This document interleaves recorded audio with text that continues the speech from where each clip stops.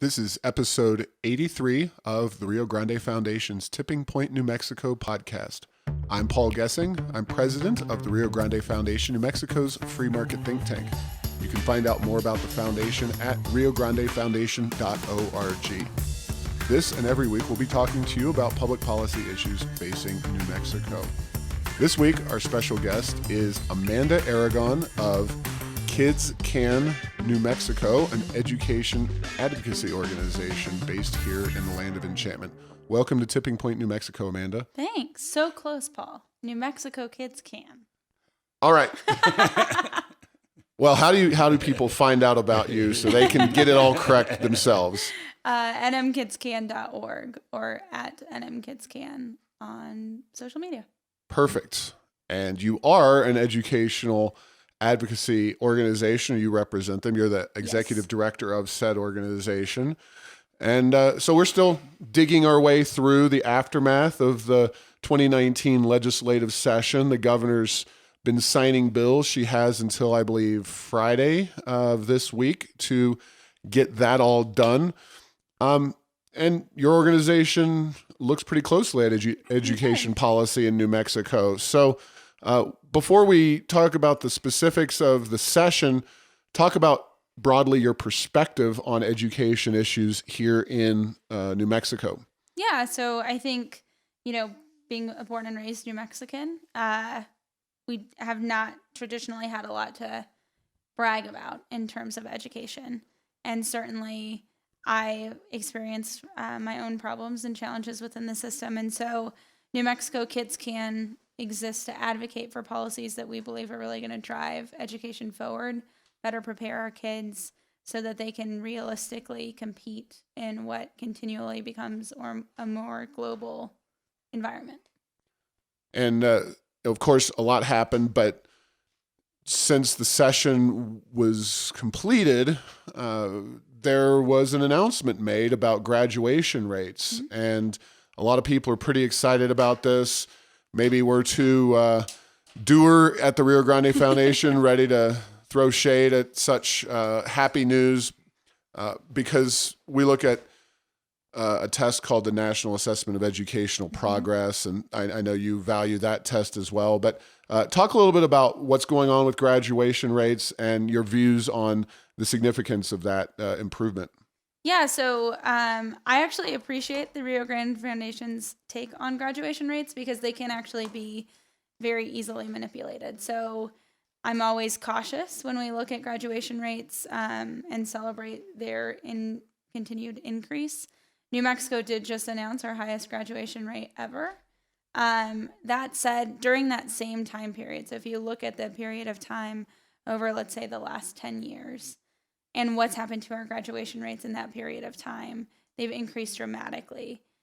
All while we've made it more difficult and more rigorous to graduate from high school. So we actually want a high school diploma to mean something. And so students have to show competency in order to earn the diploma. It's not just getting a certain amount of credits like some states. And we've increased the rigor of that competency. So now students have to pass the PARCC assessment in several subjects to be able to earn their diploma. So all of that means to me when we're handing kids diplomas now, it actually means that they're ready.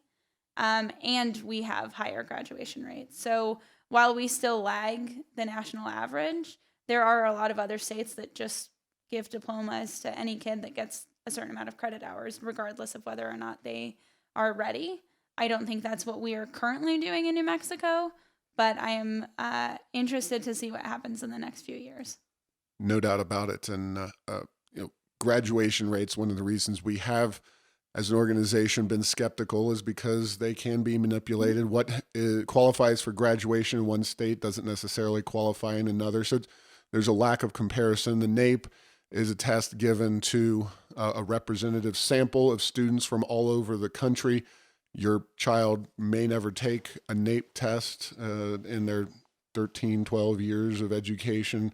And New Mexico hasn't really seen yet the kind of improvement that the graduation rates would illustrate on the NAEP test, but we can certainly hope that there will be those kinds of improvements as well. So long as we keep looking to the right indicators for improvement. So again, we stand by NAEP results. It's part of the reason that we've advocated so strongly to keep PARC or a similar assessment, because for the first time in a long time, if you look at PARC results, you look at NAEP results, they're actually fairly similar.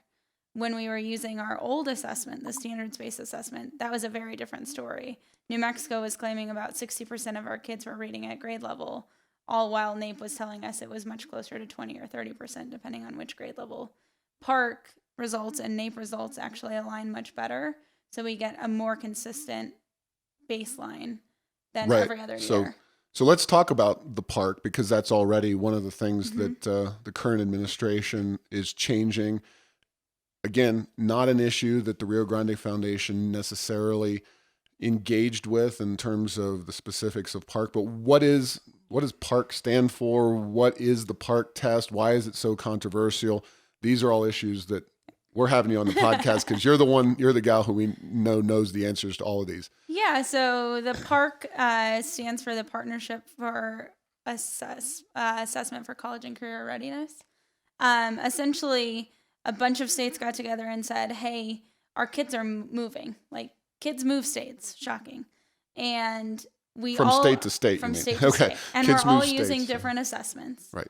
And it's confusing, and we're getting lost. So states came together and they formed two consortia. One created an assessment called Smarter Balance, and one created an assessment called PARC. And most states originally joined one of those two assessment groups. The reason that states joined together is the federal government provided money for them to do so. So states got to be a part of developing their own assessment without having to pay for it, which is extremely expensive, which we should note as we move forward. So they're one of the two the federal government mandates that 95% of all students in grades 3 through 8 and once in high school are assessed annually. Mainly, it's a civil rights issue to make sure that we're not dramatically underserving some kids while serving other kids very well. And so PARC is the state's assessment that we use to comply with that federal law. Now, is PARC an outgrowth of the Obama administration, or is it taking it even a step further, going back to No Child Left Behind? I know you're a state-level person here, but sometimes in policy issues like energy, for example, or something, you see great shifts from administration to administration. But as the federal government goes, as I've watched them, there's actually a fair amount of continuity between the Bush administration and then the Obama administration with regard to these policies. And we can talk about Trump or not, but certainly the testing has been emphasized at the federal level, and that's why you say, money's being provided, et cetera, et cetera. So can you kind of shed any more light on that? I would caveat the Obama administration as being fairly similar, but with more nuance. So I think, under No Child Left Behind, we saw a lot of pass-fail systems. And largely, that's where our A through F school grading system came from. Under No Child Left Behind, there were very few schools in New Mexico that were meeting adequate yearly progress. So in a system where almost every school is failing, that doesn't actually tell us that much. Likewise, I think the transition to assessment under the Obama administration was more nuanced. We need to kind of caveat performance in more ways than just pass-fail. So how else can we do it? And certainly a lot of the Obama initiatives, including the redesigned assessments, were part of that optic lens of saying, okay, that was good, but can we improve upon it? Basically, kind of taking a 50,000-foot view, it's the federal government's providing additional resources. That is the carrot. The stick is states have to implement some kind of standardized, and emphasis on standardized, because 50 states doing different things doesn't shed a lot of light on if New Mexico's doing better than Texas and vice versa, and new other states, Ohio, Oregon, wherever they may be. And I can understand, while, Rio Grande Foundation, we're very much of the constitutional, it's not mentioned in the Constitution, therefore education is not something the federal government should be doing. Well, the bridge has been crossed, the Rubicon, all that stuff, and the federal government is involved now where do we go to make this a more effective way of improving our schools? So all of that copacetic. Now, Park, let's talk about the Lujan Yep. Grisham administration. If not the first policy decision as she made as I'm governor, pretty it was sure it was the first. pretty darn close. She signed an executive order eliminating that. So I take it you're not a fan of that, and kind of anything you want to say about that, great. But also, what trajectory are we on now with regard to that kind of testing issue? I mean, New Mexico Kids Can tries to be apolitical. So it is frustrating when we see There's no such thing as politicians, apolitical. right, do political things. And so we certainly understand that there is a political incentive to get rid of Park. We've seen it across the country. What we've also seen states do, like Tennessee, is go through 3 different assessment systems trying to get it right after Park. So we see states move away from Park. They try and create their own assessment. They realize it's very expensive and very hard to do. Then they implement it. The system crashes, that's what happened in Tennessee. So then they scrap that. They do a new contract with a new vendor. That vendor has problems. They scrap that. And so you have like 3 years of just madness in your state's assessment system. So while we won't say it can only be Park, what we will say is like, this is a really big deal and it should be given a lot of careful thought. And let's not pretend like there's some amazing solution out there that we've just been overlooking. There's like the assessments, if you look at US Ed peer reviews, Park is one of the best assessments on the market, if not the very best. Smarter Balance comes closely behind. So if it's just a name thing, that's fine. Like, let's change the name. Let's call it whatever we'd like to call it. If we want to supplement it with a few more questions about New Mexico history and things like that, that's awesome. But when we participate in the assessment conversations, our number one priority is not losing all of the information that we have from the last 5 years. We have 5 years of good information about where we've been improving, what's been going well, what hasn't been going well. And when you create a new assessment system, if it's not closely enough aligned with the last one, you can't compare anymore. So we're just resetting the baseline, which takes about 3 years. And so 3 years from next spring, we might have a good idea of how our students are doing. And I just don't think we have 3 years to wait. And the new test, it's already been named, and I forget the name, but it's the New Mexico Standards-Based Assessment for Mathematics and English Language Arts. Not to be confused with the standards-based assessment that we used to use. Okay. So this is the Lujan Grisham administration's preferred option. And, kind of getting back to that federal relative continuity between Bush, Obama, and Trump. How do you throw Trump in there in terms of education policy? DeVos is reviled by the unions, but I haven't seen a lot of big Trump education policies coming out. Are they kind of continuing? I think, what we see from the Trump administration is they really inherited the Every Student Succeeds Act. Right. So their job is implementation. One of the first things we saw them do is repeal the regulations around Every Student Succeeds Act. So now their job is really just making sure that every state plan is compliant, which this is a big deal for New Mexico because we're in the middle of revising our state plan. So I think they have an important role to play, but they're kind of being more hands-off than I think we've seen in the past. And the reason I go back to the federal level and coming back down to the state is that in New Mexico now for Richardson, Martinez, and Lujan Grisham, there's all been this kind of jerking around, if you will, where the policies have been shifting rather dramatically from administration to administration. There's a lot to be said just for continuity to have policies that you can track on a multi-year basis and really understand where you're going, where you've been. And I think those are important dynamics to note. The way we've trended in education policy in New Mexico being led largely by Governor Martinez over the last 8 years in her reform efforts is different than what we saw at a national level. So I remember a lot of people being very upset when the front page picture of the Journal was Secretary Scandaris standing right behind President Obama when he signed the first waiver. So those political dynamics of Republican, Democrat, what that's meant over the last 8 years is interesting for me to watch nationally, because it doesn't always necessarily align with what's happening in New Mexico. But it is fair to say, and I mean, I think this is fair, that a lot of the policies that Martinez ultimately was engaged in bringing here to New Mexico were policies very much approved by the Obama administration, including but not limited to teacher evaluations. Approved and incentivized. Yeah. And I know you know some of this history, but for the listeners out there, Rio Grande Foundation, back when Martinez was candidate for governor, we brought some of our education experts, and these are national name folks, many of whom worked for Jeb Bush, and Jeb Bush is still considered a national reformer in education policy.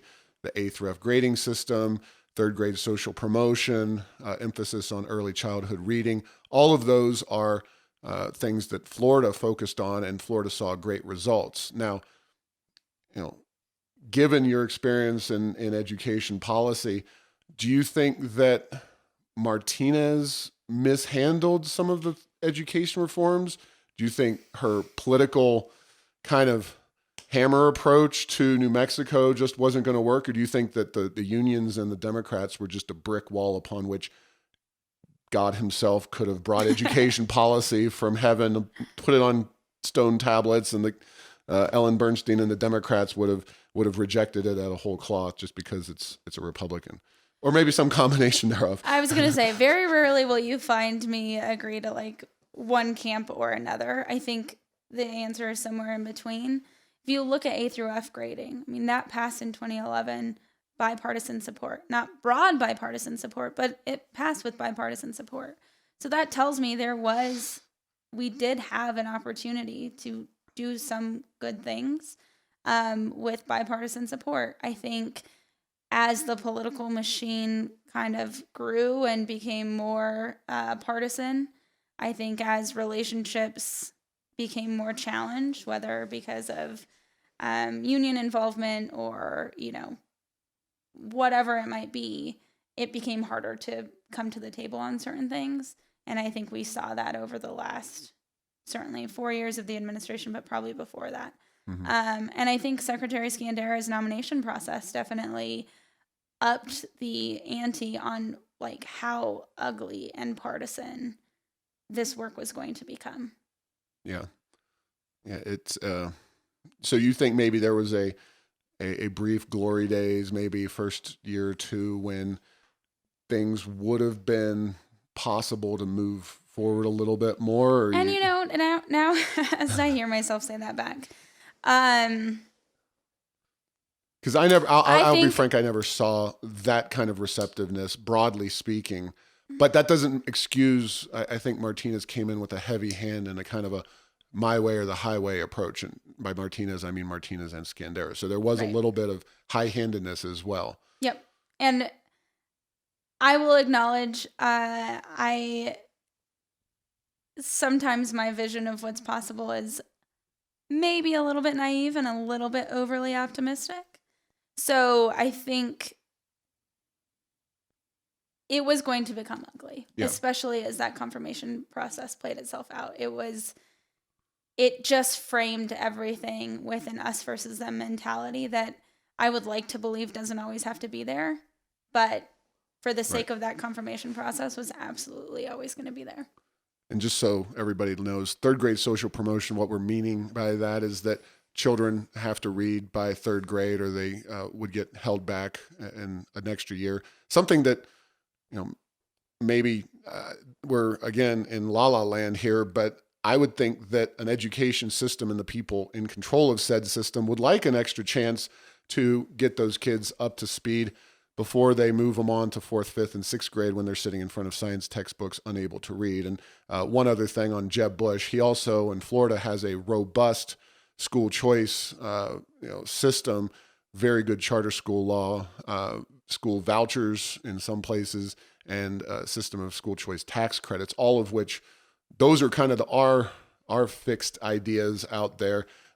And Martinez, for right or wrong, good or bad, that wasn't the angle she took on education reform. So anything on Martinez in the last 8 years before we move on to how this session kind of played out? I think on the third grade reading topic, whether you agree that we should give these children an extra year of instruction if they're not on grade level by the end of third grade, that aside, previously, over the last 2 years, we saw the department require schools to report how many third graders, how many kindergarteners, how many first graders, second graders, third graders were on grade level, how far were in the lowest category, how many of their parents had been notified, and ask for documentation about that. I think the department released a memo maybe 3 weeks ago saying they're no longer going to ask schools to report that information.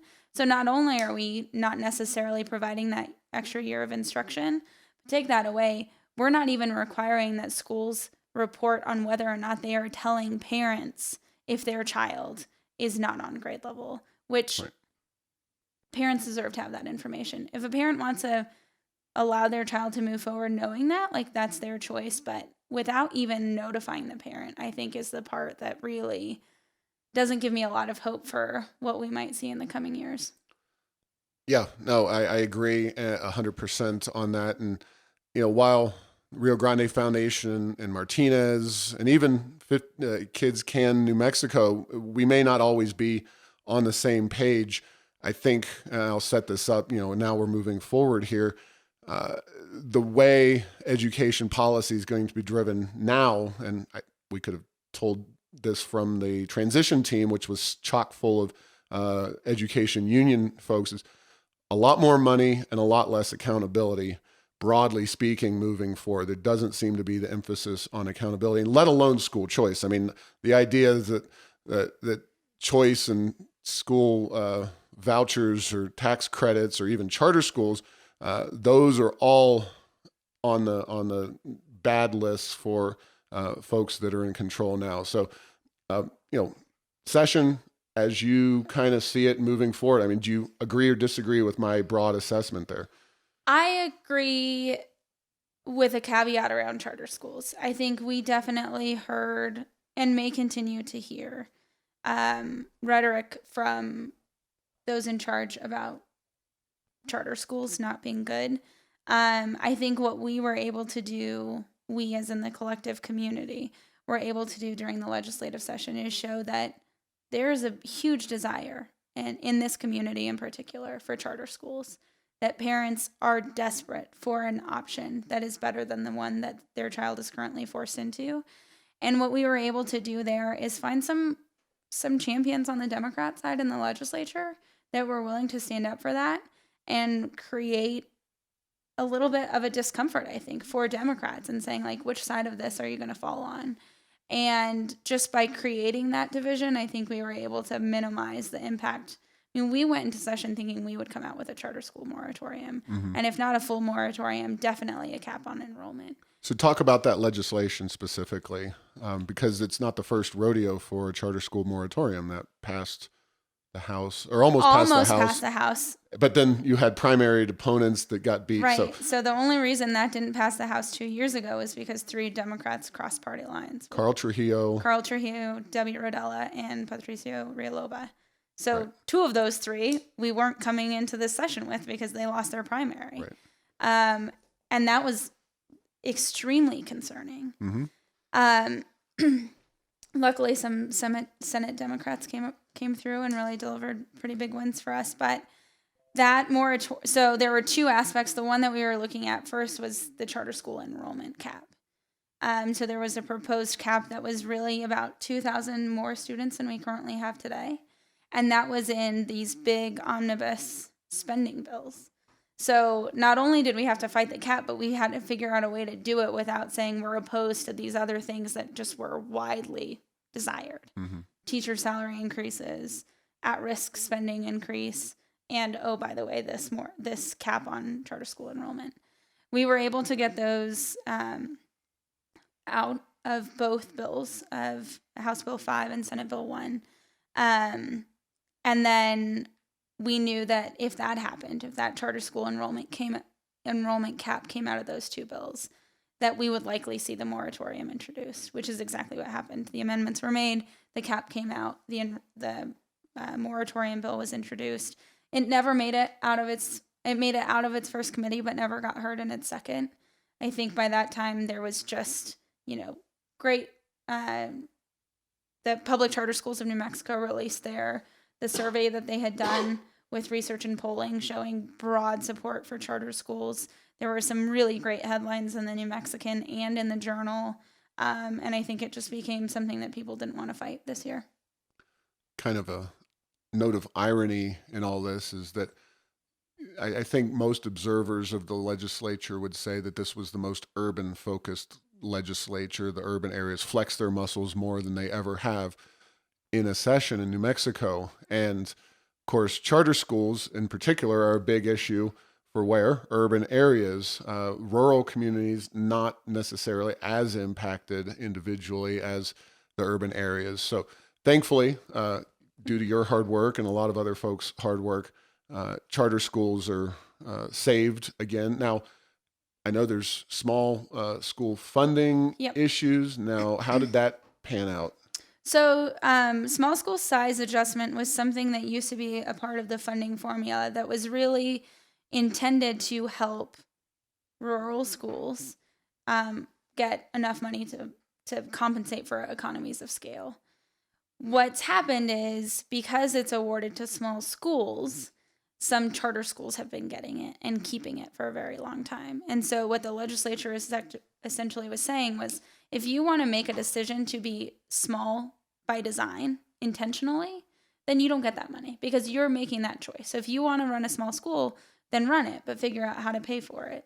We're not going to incentivize it the same way we would incentivize or the way we would compensate like Anton Chico Elementary between Las Vegas and Santa Rosa, right? Mm-hmm. Those aren't the same thing. At New Mexico Kids Can, we thought that was very fair. Like, if you want to be small, that's great, but you're going to have to figure out how to pay for it. And schools we know can do that. So it is a change that small school size adjustment for charter schools will be phased out over 5 years. It was originally 3.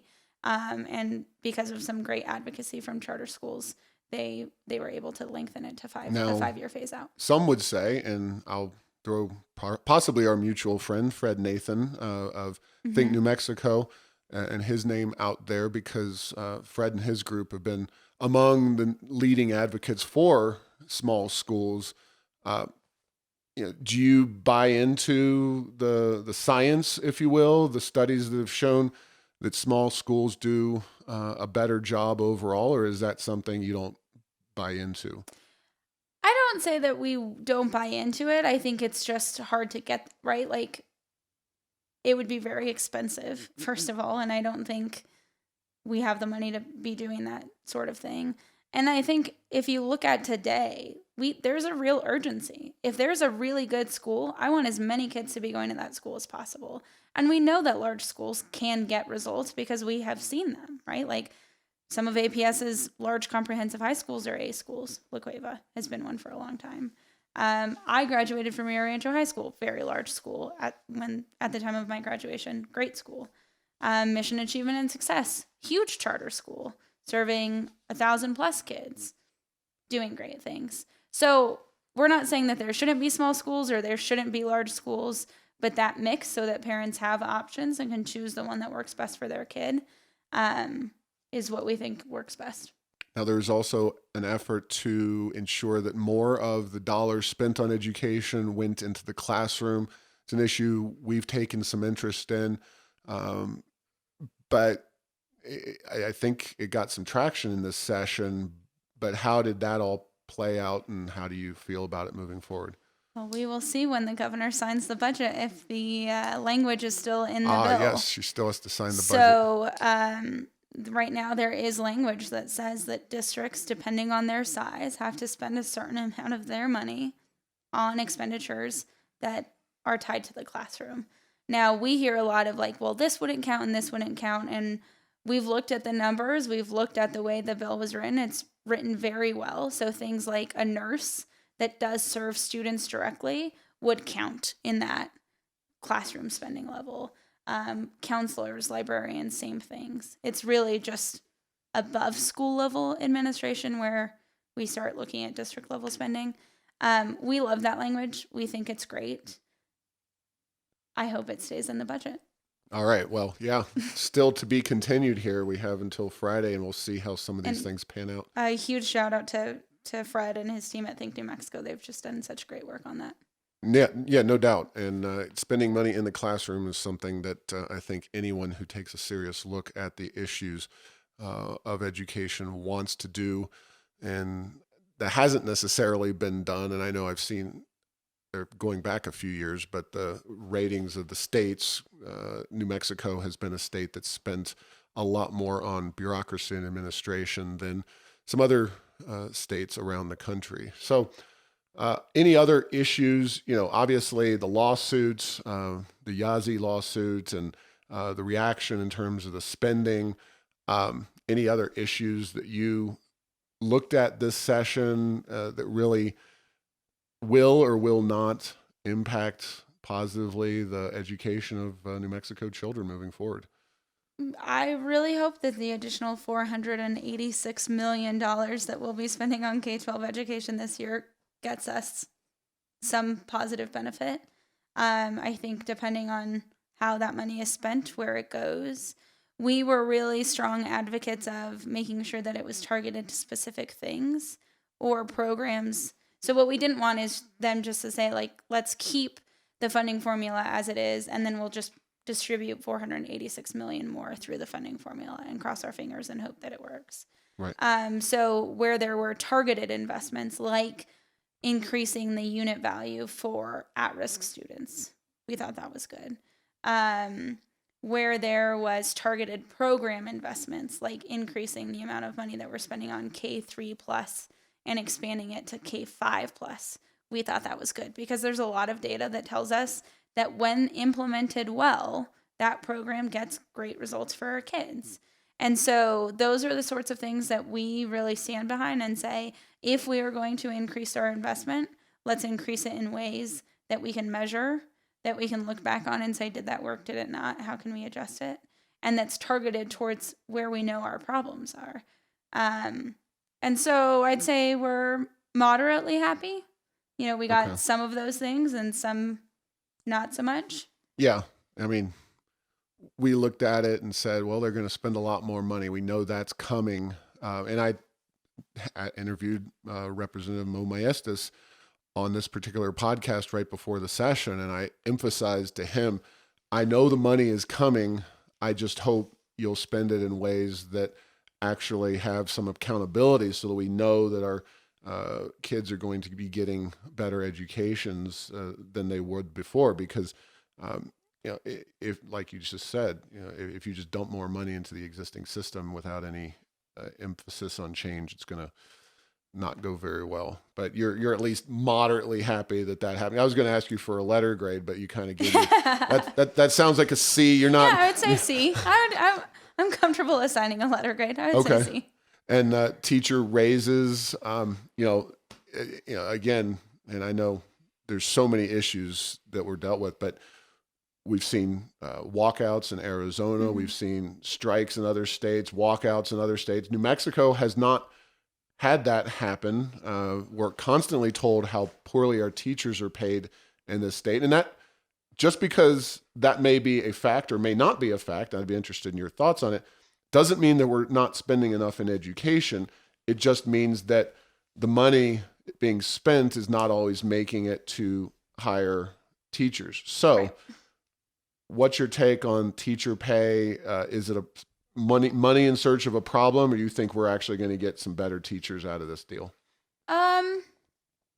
So we released a report right when we launched last year that kind of outlines all of the major issues in education and what our rankings are. That report told us that when you look at our peers, every state that borders us, we're actually in the middle when it comes to teacher pay median. So where we really lag is starting teacher pay. So I won't say that we didn't have an issue when it came to starting pay. Real quick question. Do you include benefits, or is it just take home pay? This was just take home pay. Okay. If you add benefits, if you add New Mexico's benefit system for retirement, then we were actually very attractive. But I will acknowledge, no, I'm not that old. So I remember when I was graduating college and looking for a job, yeah, benefits were cool, but I just wanted that big take-home salary. And that's where New Mexico was really having a hard time competing, specifically with Texas. But that's another way in which New Mexico favors older teachers who have more years in the classroom and discourages younger teachers just starting out because, again, as you said, first and foremost, young people don't look at that. Right. Secondly, they don't look at it partially because the mentality of today, young people in general, and I'll even throw myself in this, even though I no longer consider myself a young person, but we expect to work 3, 4, 5, 6 more jobs. So the idea of working 25 years and getting that pension and all that, it's kind of a distant fantasy time. Right. So that those are all factors that could be used to drive teacher pay in a better direction. And I would say overall, so New Mexico has 4 or New Mexico Kids Can. When we released our vision for the future of education, we anchored it in 4 guiding stars: excellence, options, innovation, and transparency. And part of what we mean by innovation is stuff like this. Like, why are we building pay schedules the same way that we've built them for decades? Is this really how teachers want to be paid in a system that only rewards them based on how long they've been in the system and how many degrees they've had? It's the way their unions want them to be paid. But is this how teachers want to be paid? Oh, I don't know. And so I think those are the sorts of things that, I'm not going to sit here and say that investing in paying our teachers more isn't good. Mm-hmm. I just wish we would look at it in different ways and that we would be more open to different options that allow more people and different people to enter into the profession, that allows a teacher to say, you know what, if I've done 10 years in the classroom and I need a break, that allows them some other avenues to maybe go and explore something else and come back, or, do some hybrid system with being a school leader and a part-time instruction leader. Those sorts of things that just aren't options today. We force this, you're going to enter this profession, you're going to do it forever. Mm-hmm. And it's certainly not the way I've chosen to run my career. I can't imagine it continues to be that exciting for And if college people want to grads. find your report, how do they find It's on our website. So nmkidscan.org. And then there's a button that says research and resources, and it's state of education in New Mexico. Or if you search on social media using hashtag stateofednm 2018, it pulls up all of the graphics. So it's mostly graphics because those are easy to share and easy to understand. Sure. Any other important issues, especially stuff that happened in the 2019 session, but anything else that we haven't really hit on in this conversation? Yeah, there's a couple things. One, continuing on the teacher pay strand. We just increased teacher salaries to $41,000 for a level 1, $50 for level 2, and $60 for level 3. In New Mexico, those aren't bad salaries. And so while I understand that it is the most important, in my opinion, the most important profession in the country, those are not bad salaries. And so I think we just need to find some more reason in this conversation. But you mentioned the teacher strikes. And if you look at they went on strike in Denver. Mm-hmm. Denver teachers make more than we're paying our teachers in New Mexico. So for me, that was a little bit alarming because I thought, oh my goodness, if teachers in Denver are striking, then what does that actually mean for New Mexico? But I don't think that strike was about pay. No. And the same in LA. If you look at the LA teacher strike, I don't think it was necessarily only about pay. And at the underlying issue in some of these strikes are charter schools. Yep. And that's what makes me really, really nervous. Right. And West Virginia is another one where the newly ascendant Republican majority has tried some school choice oriented efforts, and LA definitely about that. And the unions have reacted by calling strikes out. And, Arizona, it's worth noting, Arizona does pay its teachers significantly less than New Mexico. and the teachers there are not unionized, which means that it wasn't actually a strike. It was a walkout. But these are nationally organized efforts, whether it's through the union or even just through the grapevine, to get teachers into the political discussion and at the state level. And sometimes, LA is very highly paid, very bureaucratic, very unionized, all that kind of stuff. It really is transcending the country. And I think New Mexico is probably not in that discussion simply because we're such a blue state already that there's no point for the unions to kind of raise the rabble out here in New Mexico. So you said you had a couple points. So there's that. We're obviously very interested. I believe the state goes back in front of the judge on the 15th of April. To say, here's what we've done. Yes, the governor's signing role. Is it good enough? The judge takes on the role of the executive here. And I think we'll be really interested to see what the judge says. When we've looked at funding lawsuits in other states, very rarely is it a 1-year thing. It's usually about 10 years of back and forth fighting. But certainly interested to see what happens. And this judge is retired, right? She's retired. She's coming back from retirement. I'm curious to see how long that part continues as well. But certainly, one of the things that we've been talking about when we talk about the lawsuit ruling is, yes, certainly there is a call when you read the ruling that says we have been underserving and thereby under-resourcing education in New Mexico, specifically for specific kids. Mm-hmm. But the judge is very clear about what outcome she's looking at. And it is reading proficiency and math proficiency and graduation rates. So if we want to go into this world where we're only looking at spending but not looking at results, I don't think that's going to be favorable to the judge either. And I think some of the conversations we saw in the legislature were really heavy on the resource side and not heavy enough on the outcome side.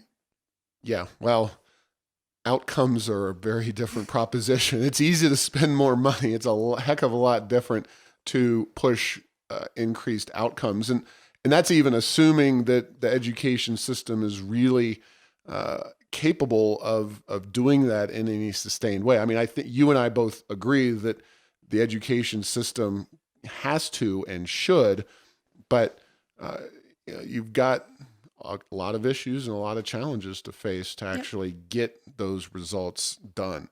Well, I really appreciate your time and your looking at this important discussion.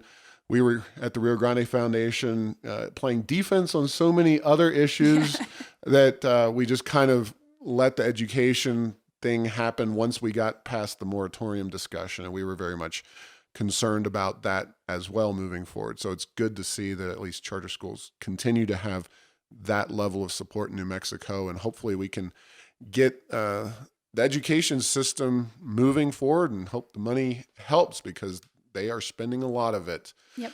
All right. Well, thank you for listening to this week's podcast discussion. We're working every day to turn New Mexico around. Go to riograndefoundation.org for more information or to support our work. Thanks for listening.